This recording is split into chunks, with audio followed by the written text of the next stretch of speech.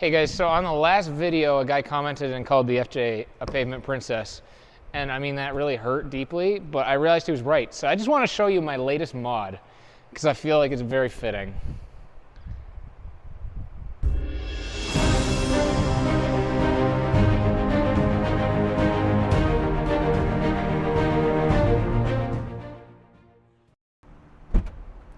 So we're going to have you hop on in to get a first-person look at the cockpit of my FJ and what I've done.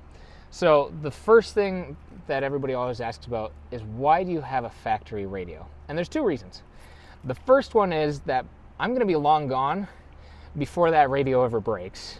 The second one is, this is pretty cool. You can change the startup.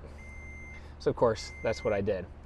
So if we start at the very front, it'll be the A-pillars, which as you can see are painted black. It gives a much more updated look to the interior, and it makes the A-pillar actually feel smaller. You'll see attached to the A-pillar are these aluminum grab handles. I don't know what brand they are. Everybody always wants to know, but they're just some no-name brand ones I got years ago and then had custom powder coated. However, I do have a second set of grab handles, the upper ones. These ones are from Ellis Precision, and I got the FJ Cruiser etching. And the reason I got the FJ Cruiser etching is to match Ellis Precision shift knobs. So on the top it says FJ here as well. I also got the e-brake cover from them, aluminum again, and even my climate knobs are Ellis Precision aluminum. So they look pretty much like the factory one, but I just like the feeling that the aluminum has. So you're going to notice that the whole dash of my FJ looks different than a factory one if you've been in an FJ, because normally this part's silver and the whole side here is silver. I've tried to black out as much as I can. The steering wheel still has some silver, but I will be fixing that soon. You can't help but notice that this is not the factory steering wheel. This is a carbon and leather race steering wheel with a flat bottom. And my favorite part about that, I will show you now, is when I get in the FJ, I jump in like this. And with the factory wheel, I would always hit it with my knee coming in. This one I don't. So I love that feature. It was a little weird to get used to in the beginning, but now I thoroughly like it. On my door, you'll notice that the handles are black. I did not pull them off. I did not paint them. AJT Designs makes a cap that just clips on and gives it this really nice chunky look. And so that was the easiest way to black out that. You also notice down around my shifter, I forgot to mention, this got blacked out as well, just eliminating a bunch of the silver on the interior. It just gives it a more updated look, and I like it. Now, my center console, you will notice, has a cover. This is a custom aluminum cover with the FJ logo cut out into it. Because when it's just open like this, if it's messy, everybody can see that. But the nice thing is you just take the cover and you slip it over top. So anyways, there's a few more things I want to show you here before we go to the back, but we're just going to get you to come around to this side to see them.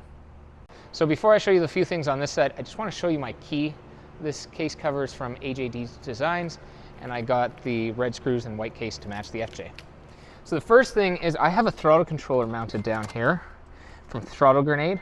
I will be swapping that out for an FJ specific one that's coming out to the market, and you probably saw that I have a few different things here as well. I have door sill covers from Tough Skins, and I got the Toyota colors to kind of match the skid plate and theme of the FJ. I have Husky floor mats here that just hold water and salt and everything much better than the factory ones.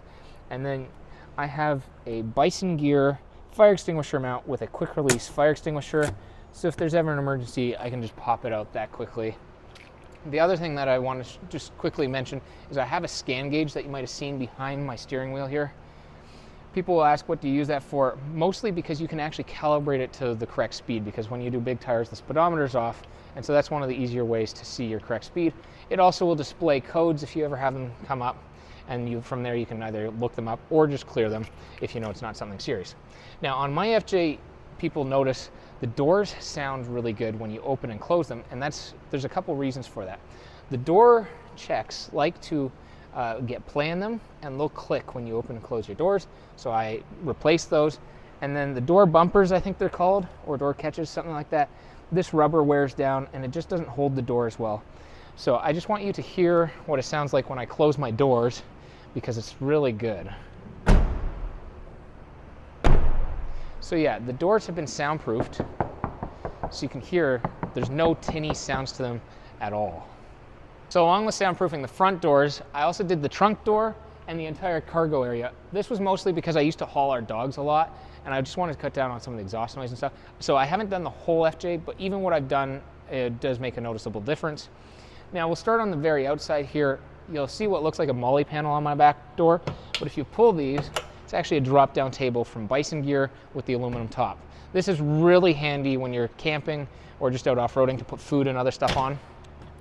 Now, probably for the most funny mod I've done, hidden under here is actually a drawer built into a sleeping platform, and it's been affectionately now called the snack drawer because along with thin tools, it's always filled with snacks, and my friends and family know that.